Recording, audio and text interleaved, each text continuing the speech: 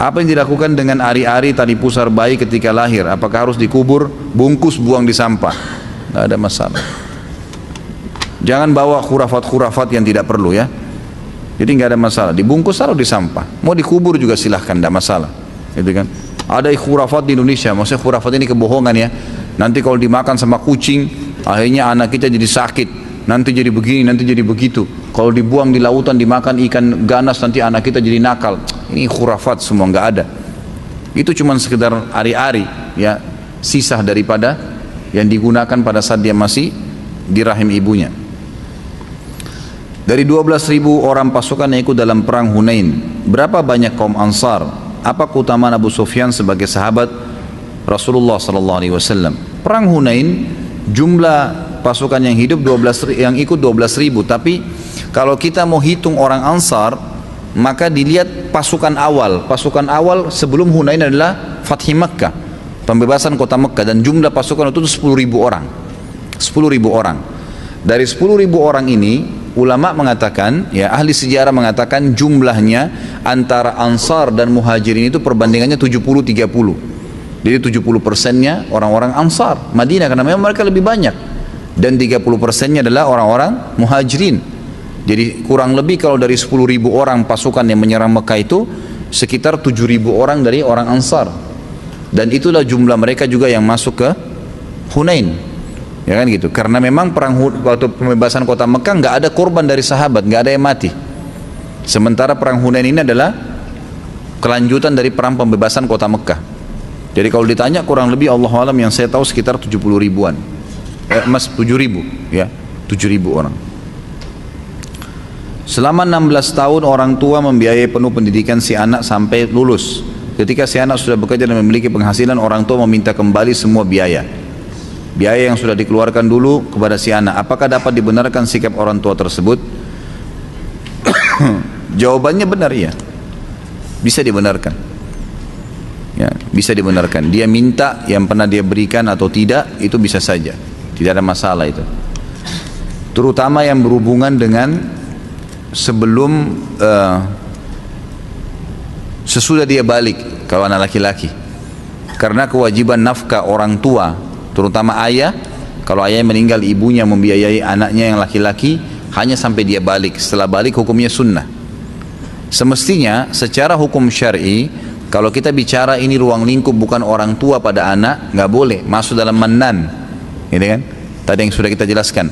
Tapi khusus masalah uang, kalau orang tua minta dari anaknya, tidak sebaliknya ya, bukan anak minta sama orang tua, ini durhaka.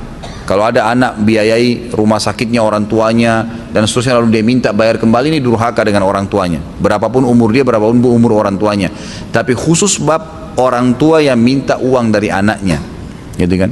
Baik untuk kebutuhan dia atau dia mau minta yang pernah dia keluarkan buat anaknya selain dari yang wajib itu, gitu kan? Maka itu boleh-boleh saja. Karena memang disebutkan dalam hadis yang sahih, ada seorang sahabat riwayat Bukhari mengeluhkan ayahnya yang datang ke rumahnya pada saat dia tidak ada dan mengambil sebagian hartanya ya, karena istrinya nggak mampu nahan, maka dikasih aja mertuanya datang minta. Si suami waktu datang, anaknya si laki-laki atau si ayah ini melapor kepada Nabi SAW. Lalu Nabi SAW marah kepada sahabat tersebut sambil berkata, anta wa malika li abik, kamu, jiwamu ini, dirimu dan ya hartamu adalah milik ayahmu, Jadi memang seperti itu. Kecuali dalam satu keadaan, kata para ulama, orang tua yang mengambil harta anaknya itu digunakan untuk hal yang haram, itu baru boleh tidak dikasih. Tapi kalau selama tidak, maka mereka punya hak. Apakah ain itu? Ain penyakit mata. Ain artinya mata. Kata Nabi SAW, innal aini lal haq. Mata itu, penyakit mata itu benar ada. Penyakit mata dalam agama kita termasuk membutuhkan ruqyah, pengobatan dengan ruqyah. Disebabkan karena hasud. Jadi orang kalau membiasakan hatinya, naudzubillah, dengan iri, dengan dengki, itu bisa berpengaruh kepada pandangan matanya. Ciri-cirinya, ya kalau ini ada pada antum harus bertobat kepada Allah. Ya, bertobat agar Allah hilangkan. Setiap kali lihat ada orang punya kelebihan, pasti dia dengki. Walaupun lisannya tidak mengucapkan itu. Ada orang pakai mobil lebih bagus, kenapa ya? Gitu kan? iri, ada orang lebih baik kerja, ada orang lebih memiliki kelebihan fisik. Ini semua bahaya, bisa menyebabkan penyakit ain. Makanya kata Nabi SAW, kata kuncinya jangan lihat kepada orang yang di atas kalian, tapi lihatlah orang yang di bawah kalian, karena itu akan memudahkan kalian mensyukuri nikmat Allah. Karena sudah disyukurin maka akan ditambah oleh Allah SWT. Dan ingat, Allah dengan kemahaadilannya sudah menentukan rezeki masing-masing. Jangan pernah cemburu dengan orang lain. Tidak perlu cemburu dengan orang lain. Sudah begitu Allah aturkan, gitu kan? Kata Allah SWT, am yahsuduna an-nasa ala ma atahumullah min fadli. Apakah mereka menghasuti orang-orang yang telah Allah berikan karunia dari sisinya? Untuk apa? Gitu kan? Tidak perlu. Allah SWT yang menciptakan sesuai dengan jenjangnya masing-masing. Kenapa Harut dan Marut mengajarkan sihir? Ini khilaf di antara ulama tentang kisahnya sebenarnya, gitu kan? Khilaf di antara ulama tentang kisah Harut dan Marut. Tapi ada riwayat yang dinukil, gitu kan? Saya juga insya Allah akan memastikan kembali riwayat itu. Tapi yang jelas dinukil bahwasanya Harut dan Marut meminta kepada Allah Subhanahu Wa Taala untuk diberikan hawa nafsu seperti manusia. Lalu Allah SWT mengatakan kalau kalian diberikan nafsu maka kalian akan melakukan kerusakan nanti. Tapi karena mereka minta, akhirnya Allah SWT berikan mereka turun di muka bumi, lalu mereka tidak bisa mengontrol itu. Makanya pada saat orang-orang datang ingin belajar sihir kepada keduanya, gitu kan, mereka berdua berkata, kami adalah fitnah, jangan kalian kufur. Innama nahnu fitnatun fala takfur. Kami ini fitnah, kami sudah terlanjur salah jalannya awal. Jangan ikut-ikut, jangan kalian kafir dengan perbuatan ini. Itu yang saya ketahui, Allahu a'lam. Jadi karena mereka tidak bisa mengontrol itu ya, tidak bisa mengontrol hawa nafsu mereka, mereka melakukan perbuatan-perbuatan yang salah. Apakah kemoterapi atau pengobatan dengan laser termasuk kai, pengobatan besi panas? Allahu a'lam, saya tidak bisa pastikan itu ya. Tapi kai adalah besi panas yang ditempelkan. Dan di zaman Nabi SAW biasanya pedang, memang dipanasin kemudian disentuhkan di telapak kaki atau di anggota tubuh yang memang terasa sakit yang sudah lama. Itu kan, itu disentuhkan diangkat, disentuhkan diangkat. Itu salah satu pengobatan. Dan ini juga khilaf di antara ulama. Ada hadis yang melarang memakruhkannya, ada hadis yang membolehkannya. Allahu a'lam. Tapi saya tahu di Madinah sampai hari ini masih digunakan. Ada beberapa suku-suku Arab yang menggunakan metode itu. Tapi apakah kemoterapi itu termasuk kai? Kalau kita lihat metodenya agak beda ya. Karena kai itu memang besi panas yang disentuhkan ke badannya, gitu kan. Haruskah tetap menjaga silaturahim dengan keluarga mantan istri atau mantan suami? Apakah kepada mereka tetap dianggap ada hubungan silaturahim? Kalau mertua, ya itu ya, karena tidak ada mantan mertua. Sekali kita sudah menikah dengan anaknya maka dia akan jadi mahram, kan gitu. Tidak boleh lagi mantan anak mantu, tidak boleh nikah dengan mantan mertuanya. Bisa nggak? Nggak boleh. Si A cerai dengan istrinya si B, selesai, habis masa iddah, bukan mahram lagi. Apakah dengan dia cerai sama istrinya tadi, dia boleh nikah dengan ibu mertuanya? Nggak boleh, karena ini sudah mahram. Sebagian ulama yang lebih kuat mengatakan mereka mahram abadi. Jadi tetap silaturahim, biasa saja, telepon, tanya kabar, tunjukkan kebaikan-kebaikan, gitu kan. Maaf, pertanyaan menyangkut haji. Baiklah, kita terima karena ada maafnya. Tapi jangan lagi nanti minggu depan pakai maaf semua. Bolehkah kita menabung untuk dana tabungan haji dengan keuntungan yaitu kita sudah didaftarkan antrian haji? Ya tergantung ya, saya tidak tahu seperti apa proses tabungannya. Apakah Anda tabung sendiri, tabung di perbankan? Perbankan pun kalau jelas perbankan konvensional ribawi, nggak boleh. Ya, kalau ada yang bertanya lagi masalah hukum bank ribawi, jelas haram, nggak boleh. Nggak mungkin saya mengatakan iya halal, buka aja rekening, nggak mungkin. Saya nanggung konsekuensi hari kiamat di neraka. Ngapain? Anda yang menikmatin kemudian saya yang disiksa, gitu kan? Kalau dia buka di bank syariah, itu umum-umum saja, tabung, gitu kan? Tidak ada masalah. Bagaimana caranya bisa naik haji bersama ustadz? Ataupun dengan ustadz sunnah yang lain? Daftar, ikut, kan itu. Silahkan.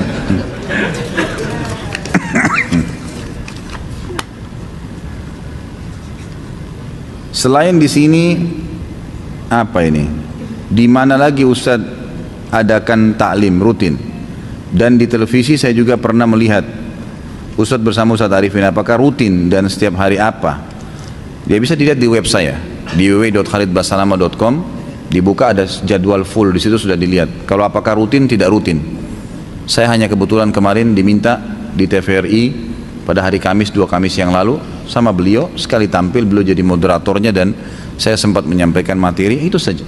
Kalau apakah rutin, tidak. Pertemuan pun tidak rutin terjadi, tapi kadang-kadang kalau beliau ingin menanyakan sesuatu ya, atau mungkin menawarkan kepada saya pengajian gitu kan, itu baru, atau ada undangan mungkin baru bisa baru berhubungan. Kenapa pada saat sholat ba'diyah kita bergeser tempat? Karena sunnah. Nabi SAW mengatakan setiap tempat yang dipakai sholat akan menjadi saksi pada hari kiamat. Maka dianjurkan pindah tempat, bergeser, karena itu akan jadi saksi hari kiamat. Apa hukum masuk rumah ibadah agama lain? Tidak boleh, haram, jangan masuk, gitu kan. Terutama kalau lagi ada spiritual, ada acara-acaranya, atau acara-acara agama mereka lah. Kata Nabi SAW, jauhilah tempat ibadah ahli kitab. Sementara ahli kitab itu Yahudi Nasrani adalah orang yang beriman kepada Allah ya, tapi tetap disuruh jauhi tempat ibadahnya, terutama kalau mereka sedang melakukan ritual, karena laknat Allah sedang turun. Hadis sahih riwayat Imam Ahmad masalah ini. Jadi kita nggak boleh dekat-dekatan. Saya sapa Ustaz, jangan tugas pada saat itu. Cari tempat lain, rezeki Allah luas kok. Jangan kurung diri kita di tempat yang haram. Jadi sebaiknya jangan. Kalau ahli kitab saja nggak boleh, apalagi agama lain. Sementara ahli kitab beriman kepada Allah. Sudah bisa difahami masalah itu. Saya mau bertanya, bagaimana hukumnya seorang suami yang terus-menerus melakukan sholat berjamaah bersama di rumah dengan istri dan anak-anaknya, bukan di masjid. Kalau Imam Syafi'i mengatakan boleh-boleh saja. Imam Ahmad mengatakan tidak boleh kalau tidak ada udzur, makanya lebih baik dia ke masjid tentunya. Tapi istri saya sholat sendiri nanti Ustaz. Baik, Anda boleh sholat berjamaah di masjid, setelah itu pulang imami istri. Adakah dalilnya? Ada, sudah pernah saya jelaskan. Hadis Muadz bin Jabal, hadis sahih. Muadz bin Jabal radhiyallahu anhu, dai-nya Nabi sallallahu alaihi wasallam ke Yaman, dan beliau adalah orang yang dicintai oleh Nabi sallallahu alaihi wasallam. Beliau selalu ikut 5 waktu sholat bersama Nabi SAW, kemudian pulang mengimami satu sukunya. Jadi bukan cuma istri anaknya, satu suku semua jadi diimami sama dia. Tapi sholat keduanya sudah dihitung sholat sunnah. Boleh. Dalam hadis Bukhari yang lain ada pernah sahabat terlambat masuk masjid, kemudian sudah bubar sholat, lagi berzikir. Ada satu orang masuk sendirian, mau sholat. Kata Nabi SAW, sebentar, siapa yang mau bersedekah untuk saudaranya ini? Abu Bakar angkat tangan, saya Rasulullah. Maka Abu Bakar pun berdiri sholat dengan dia. Padahal Abu Bakar tadi sudah sholat berjamaah. Berarti boleh orang, bab disebutkan bolehnya mengerjakan sholat wajib kembali, tapi hukumnya sudah sunnah oleh para ulama-ulama hadis, tapi hukumnya sudah sunnah untuk menemani saudaranya yang sholat sendirian. Jadi ini boleh saja. Bagaimana kalau kita punya salah dengan keluarga namun ia telah meninggal? Sebut-sebut kebaikannya, kemudian cobalah mengembalikan haknya yang kalau memang kita pernah ambil barangnya, berdoa kepada Allah agar dia diampuni, insya Allah akan seimbang masalah itu. Ya, itu tidak ada masalah. Asal memang betul-betul kita tulus ya. Mengapa kita tidak boleh bertasbih sebelum sholat? Apakah hadisnya sahih? Maksudnya apa ini tidak boleh bertasbih sebelum sholat? Saya nggak ngerti. Yang dimaksud apa sebelum sholat ini? Apakah yang dimaksud ini teriak-teriak pakai mic antara azan dan iqamah? Ini memang tidak ada sunnahnya. Kalau bertasbih berzikir antara azan dan iqamah boleh, tidak ada larangan. Zikir boleh saja kapan saja. Apakah budak hanya didapat dari perang? Bagaimana dengan Salman Al-Farisi datang dari Persia untuk mencari Nabi SAW, namun tertawan jadi budak? Saya tidak pernah tahu kalau Salman Al-Farisi ini pernah masuk dalam kategori budak. Dia hanya sekedar menuju ke Madinah, kemudian orang waktu saat dia bertanya, lalu kemudian orang tunjukkan kota Madinah dan dia masuk. Yang saya tahu Salman radhiyallahu anhu adalah orang yang bebas masuk ke Madinah tanpa tawanan. Ada mungkin beberapa riwayat yang menyebutkan masalah ini, tapi saya tidak tahu kesahihannya. Kalau budak bisa didapatkan dari peperangan, bisa juga didapatkan dari pasar. Karena kalau sudah jihad berkumandan banyak seperti di zaman Nabi SAW, kalau kita rentet sejarah kehidupan Nabi SAW selama 10 tahun di Madinah, kalau kita ratakan semua selama 10 tahun dengan jumlah pasukan yang Nabi SAW utus, itu hampir per 2 bulan atau 3 bulan sekali pasukan jihad keluar. Selama 10 tahun ya. Ini yang banyak umat Islam lalaikan ini, tidak pernah berjihad. Di zaman Nabi SAW itu kalau 10 tahun di Madinah, mulai hijrah masuk di Madinah tahun pertama sampai beliau mau meninggal, itu hampir kalau direntet sejarahnya dihitung, kurang lebih diakumulasikan, hampir per 2 bulan atau 3 bulan sekali pasti pasukan jihad keluar. Baik pasukan besar beliau pimpin sendiri atau pasukan-pasukan kecil yang beliau utus. Nah ini mengundang ghanimah, harta rampasan perang. Maka yang jadi di pasukan musuh akan menjadi budak. Ini bisa jadi hak orang yang sedang berjihad, kemudian bisa diperjualbelikan sama dia. Biasanya ada pasar perbudakan, diperjualbelikan. Jadi ada 2 sumber yang bisa didapatkan. Tapi dianjurkan tentu setiap muslim kalau punya budak untuk membebaskannya. Makanya kata Nabi SAW, bebaskanlah para budak. Allah SWT juga selalu hubungkan dengan hukum syar'i, fatahrirur raqabah, seperti orang berhubungan suami istri di siang hari Ramadan. Apa kafarahnya? Bebasin budak, kan gitu. Kalau nggak punya, puasa 2 bulan berturut-turut. Kalau nggak bisa, baru memberikan makan 60 orang miskin, gitu kan. Jadi kita lihat pembebasan budak. Kalau ada orang membunuh orang lain tanpa sengaja, maka hukumnya adalah pembebasan budak.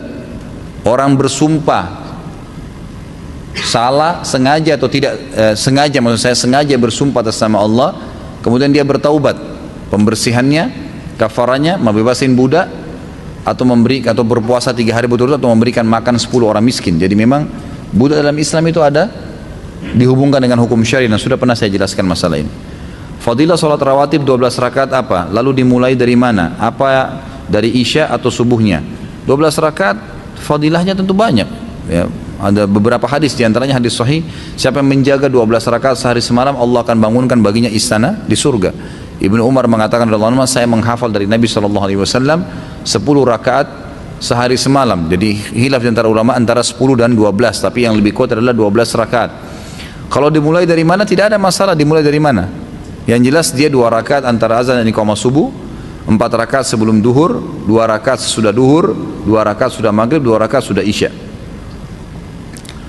Dalam bermurabahah, barangnya harus kita miliki secara utuh, fisik, atau sebatas ada tanda bukti secara hukum sudah berpindah ke pemilikan, baru bisa kita jual beli. Setahu saya yang penting ada bukti, setahu saya, gitu kan? Setahu saya ada bukti. Ada tanah saya di Surabaya, saya mau jual, saya jual kepada teman saya di Jakarta. Baik, saya jual tanah sana ya, luasnya sekian. Teman saya tidak lihat tanah itu. Saya cuma lihatin sertifikat ini, sertifikat tanah ini luasnya sekian, lokasinya di sini. Baiklah, saya tidak lihat tanah tersebut karena tanah sudah masyhur, orang tahu, maka ditandatanganin, dibuat surat kesepakatan di notaris. Sudah sah, nggak ada masalah. Teman saya sudah boleh menjualnya kepada orang lain, gitu kan? Yang tidak boleh ditransaksikan tanpa dilihat itu emas. Ya. Kalau emas, perak, ya, Nabi SAW mengatakan yadan biyad, mithlan bimithl. Tangan, cash, kasih uang, ambil barang. Ini kasih uang, emasnya sebentar ya saya ambilin, nggak boleh. Uangnya taruh sini, bawa emasnya saya bayar. Harus begitu. Kalau enggak berarti melanggar hukum agama. Saya baru mengenal sunnah. Sebelum mengenal sunnah, setiap puasa Ramadan saya banyak yang batal. Dan sekarang saya lupa berapa jumlah hutang puasa saya. Apa yang saya harus lakukan apabila lupa jumlah hutang puasa? Ini sama dengan kalau lupa jumlah rakaat sholat. Kalau antum ragu 3 atau 4 ya, kita pilih yang mana? 3, yang lebih sedikit. Seperti itu. Kalau puasa Ramadan, kata ulama dibalik. Maksudnya diambil secara hukum hampir sama sholat, tapi dibalik. Kalau sholat dipilih yang lebih sedikit, kalau sholat itu dipilih yang lebih sedikit, kalau puasa dipilih yang lebih banyak. Misal puasa saya 15 hari atau 17 hari ya, pilih 17 hari yang lebih banyak, berjaga-jaga. Karena hikmah syar'inya, kata Nabi SAW masalah sholat, kalau dia lupa 3 atau 4, kemudian dia pilih 3 dan ternyata itu sudah 4, maka berarti dia sholat 5 rakaat dan target 4 rakaat terpenuhi, kan gitu. Kalau dia pilih 4 rakaat, kata Nabi SAW, ternyata baru 3, maka sholatnya belum sempurna karena baru 3 rakaat yang dia kerjakan, kan gitu. Sama halnya dengan puasa. Kalau kita pilih 15 atau 17, kita pilih 15, ternyata masih ada 2 hari yang kurang, maka harus dibalik. dari kasus, tapi hukumnya hampir sama dengan sholat tadi. Cuma bedanya kalau sholat memilih yang lebih sedikit, kalau ini memilih yang lebih banyak. Apakah kalau tidak membayar utang puasa kita tidak bisa masuk surga? Itu alasannya kenapa tidak bayar puasa dulu? Kalau alasannya tidak bayar puasa karena memang membangkang dengan hukumnya, Allahu alam, itu rukun Islam. Bisa sampai pada tingkat kufur. Sama dengan orang memungkiri zakat, orang memungkiri haji, sholat, itu semua sama, rukun Islam, tidak boleh. Tapi kalau misalnya ada seseorang yang dia baru tahu hukum puasa Ramadan itu haram, kalau dia kemudian dia meninggal, baru dia mau jalankan, dia meninggal, insya Allah sudah diampuni oleh Allah SWT. Tapi masalah puasa ini tetap harus walinya bayarkan, wali ya. Makanya ada sahabat mendatang kepada Nabi SAW berkata, ya Rasulullah, orang tua saya meninggal dan masih punya utang puasa, apakah saya mengqadhanya, saya membayarnya sebagai anak? Kata Nabi SAW, iya, karena haknya Allah lebih pantas kamu bayar. Berarti walinya tetap harus bayar puasa itu. Apakah dosa-dosa yang telah lalu akan diampuni Allah bila kita bertaubat? Tentu saja. Padahal setiap perbuatan dosa akan tetap tercatat dan pertanggungjawabannya di akhirat. Dosa yang pernah dikerjakan tercatat di buku amal, tidak akan pernah terhapus. Nggak ada istilah dihapus dari buku amal.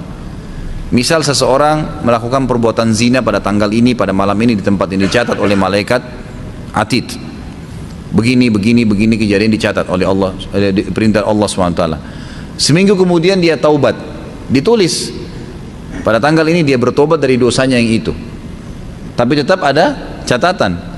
Makanya pada hari kiamat, tafsir dari makna firman Allah Subhanahu wa taala, orang-orang kafir untuk terima bukunya, mereka mengatakan, a'udzubillahi minasyaitonir rajim, ma li hadzal kitabi la yughadiru shaghiratan wala kabiratan illa ahsaha wa wajadu ma 'amilu hadira. Yang kurang lebih artinya al-ayat tadi, orang-orang kafir pada saat menerima buku mereka, mereka mengatakan, buku apa ini? Tidak membedakan antara yang kecil dan yang besar, ya, dan mereka mendapatkan semua apa yang mereka lakukan. Makna wa wajadu ma 'amilu hadira, mereka menemukan semua apa yang mereka lakukan. Kata ulama tafsir adalah masuk di dalamnya dosa yang pernah dikerjakan, lalu kemudian dia taubat, supaya dia tahu, nih pernah buat dosa ini, pernah buat dosa ini, pernah buat dosa ini, tapi kamu taubat pada ini, makanya dimaafkan. Tapi tetap ada catatannya, gitu kan? Jadi bukan dihapus begitu saja. Dan tidak ada pertanggungjawaban kalau sudah taubat, hanya penjelasan kalau dia pernah melakukannya. Ustaz, bagaimana cara menggugurkan dosa-dosa besar yang telah lalu agar kita tidak diazab oleh Allah SWT dalam kubur dan alam akhirat? Tobat nasuha sudah sering kita sebutkan. Hadis, Imam Nawawi menyebutkan dalam Riyadhus Shalihin, Masya Allah, timbal balikin ya. Jadi Imam Nawawi menyebutkan dosa besar akan diampuni oleh Allah kalau memenuhi 3 syarat mutlak. Meninggalkan dosa itu seketika, lagi zina berhenti, lagi bohong berhenti, lagi riba berhenti. Yang kedua menyesali, dan yang ketiga berjanji sama Allah tidak akan mengulanginya. Sebagian ulama menambahkan yang keempat dengan menyibukkan diri dengan amal soleh setelah dia berbuat dosa tadi. Karena umumnya orang mengulangi lagi dosa besar yang sama karena dia tidak sibukkan waktu-waktu yang biasa dia pakai berdosa dengan amal soleh. Apa boleh kita memisahkan atau menganjurkan seseorang untuk berpisah dengan orang tuanya dikarenakan hal berikut ini? Apabila orang tua dari orang tersebut kafir dan ada kekhawatiran akan mempengaruhi sang anak karena anak tersebut baru memeluk Islam, enggak perlu, enggak usah. Malah ajar dia agama Islam membolehkan kau silaturahim, tuntun dia agama yang benar, jangan malah dipisahin, enggak boleh. Karena memisahkan anak sama orang tuanya adalah hukum syar'i yang dilarang. Tadi sudah kita bahas panjang lebar masalah itu. Tuntun dia ke agama yang benar. Kamu boleh silaturahim, kamu boleh bicara, kamu boleh begini, silahkan. Kalau masalah kita berikan saran, kalau dia tinggal serumah sama orang tuanya akan pengaruhi, orang tuanya akan jahat dengan dia, misalnya dipukulin, digebukin, harus keluar dari agama Islam, itu boleh kita sarankan supaya pindah. Tapi tetap ingatkan, kamu nggak boleh putus silaturahim dengan orang tua kamu. Sabar hadapin mereka. Risiko itu dakwah. Dan ingat ya, tidak ada orang Bapak Ibu sekalian di muka bumi ini yang tidak melalui cobaan, nggak ada. Jadi kalau sedang datang cobaan, kita harus tahu bukan kita sendiri yang dicoba sama Allah, semua orang dicoba. Semua orang dicoba, nggak ada manusia yang tidak ada cobaannya. Dan sudah sunnatullah, ada senang, ada sedih. Sehari antum senang, antum akan sedih satu waktu. Ada muda, ada tua, ada malam, ada siang, ada hidup, ada mati, ada dunia, ada akhirat, pasang-pasangan. Memang sudah begitu. Apabila orang tua sering melakukan tindakan kekerasan kepada anak sehingga menimbulkan luka fisik padanya dan kejadian ini berulang walaupun orang tua tersebut sudah dinasehatin, tentu dia boleh pindah rumah, tapi tetap tidak boleh silaturahim, tidak boleh putus silaturahim. Boleh kita sarankan pindah tempat. Dia khawatir orang tuanya mungkin ini, kalau orang tua suka mukul ini, orang tua tidak normal, aneh gitu kan. Jadi dia boleh tinggalkan rumah tapi tidak boleh putus silaturahim. Dalam kehidupan rumah tangga seringkali perceraian menjadi opsi yang dipilih oleh suami istri dikarenakan berbagai hal. Apabila terjadi suatu perceraian terhadap suami istri yang dalam rumah tangga mereka dulu ternyata menghasilkan anak dan anak tersebut dibawa oleh istri, namun seiring berjalannya waktu istri tersebut selalu menceritakan keburukan suaminya dulu kepada sang anak sehingga sang anak tidak menyukai ayahnya, sementara itu keburukan yang diceritakan istri tersebut adalah benar. Pertanyaan saya, apakah yang dilakukan oleh istri tersebut tergolong ke dalam dosa besar? Tentu saja, ghibah. Kenapa mau menceritakan aibnya ayah, suaminya dulu, supaya anaknya tahu keburukan ayahnya? Untuk apa? Gak ada manfaatnya. Jangan emosi kita pribadi ditarik kepada anak, nggak ada hubungannya. Menarik orang lain untuk sama-sama memusuhi, nggak boleh. Kan kita sedang sekarang membuat anak kita musuh dengan orang tuanya sendiri, nggak boleh. Sehingga anaknya musuh, nggak mau ketemu, nggak mau berbakti, nggak boleh. Jangan, nggak usah. Jangan dendam. Dalam Islam tidak ada dendam. Tidak ada sesuatu yang samar-samar, gitu kan? Semuanya jelas dalam Islam. Nasihat seperti apa yang bisa diberikan kepada sang anak agar dia tidak memutus silaturahim dengan ayahnya? Sampaikan baik-baik bahwasanya ayah itu, saya sudah pernah jelaskan di bab bakti dengan orang tua ya, teman-teman sekalian. Kalau saya tanya kembali, siapa yang lebih wajib dibakti antara ibu sama anak, ibu sama ayah? Banyak orang mengatakan ibunya kan, karena selalu yang ditonjolkan hadis surga di bawah telapak kaki ibu. Padahal hadis ini hadis yang lemah sekali, gitu kan? Lemah sekali. Kalau dalam masalah khidmah itu melayanin, maka ibu didahulukan. Hadis Nabi SAW yang berbunyi, seorang sahabat mengatakan, ya Rasulullah, man ahakku bisuhbati, siapa yang lebih layak saya layani, saya temenin? Kata Nabi SAW, ummuka, ibumu. Yang anak ini maksud adalah antara ibu sama ayah, siapa yang saya dahulukan dalam melayani? Kata Nabi SAW, ibumu. Siapa lagi Rasulullah? Ibumu. Siapa lagi Rasulullah? 3 kali ibumu. Lalu yang keempat baru dikatakan ayahmu. Memang khusus poin ini melayani adalah ibu yang didahulukan. Nak, ambilin saya air, ibu bilang. Ayah juga bilang, nak, ambilin saya makan, ibunya didahulukan. Memang begitu. Nak, antar saya ke sini, si ibu bilang. Ayah mengatakan, nak, antar saya ke sini, dahulukan ibu. Khidmah, melayani memang begitu. Tetapi dalam masalah porsi bakti itu ayah lebih tinggi daripada ibu. Porsi bakti, gitu kan? Seperti misalnya hadis Nabi SAW, siapa yang membenci ayahnya dia telah kufur. Hadis sahih riwayat Imam Ahmad dan Imam Hakim. Tidak ada hadis seperti ini untuk ibu, untuk ayah. Siapa yang menisbatkan diri kepada selain ayahnya, maka dia telah kufur. Hadis sahih juga. Berarti ini masalah gitu kan? Perempuan manapun yang menikahkan dirinya tanpa izin walinya, siapa walinya? Ayahnya. Maka nikahnya batal. Walaupun ibunya bilang tidak apa-apa nak, ibu ridho, nggak bisa, batal. Hukum syar'inya begitu. Secara porsi umum ayah lebih tinggi daripada ibu. Sebagaimana juga dia sebagai suami ya, lebih tinggi posisi ketaatan atau bakti si istri kepada dia. Begitu juga anaknya. Tadi hadis yang saya sebutkan pada saat sahabat mengeluh karena hartanya diambil oleh ayahnya, apa kata Nabi SAW? Kau dan ayahmu milik ayahmu. Kamu dan hartamu milik ayahmu. Gitu kan? Jadi jelas hukum-hukum syar'inya. Makanya harus difahamin masalah-masalah seperti ini ya, masalah-masalah sebenarnya Allahu a'lam.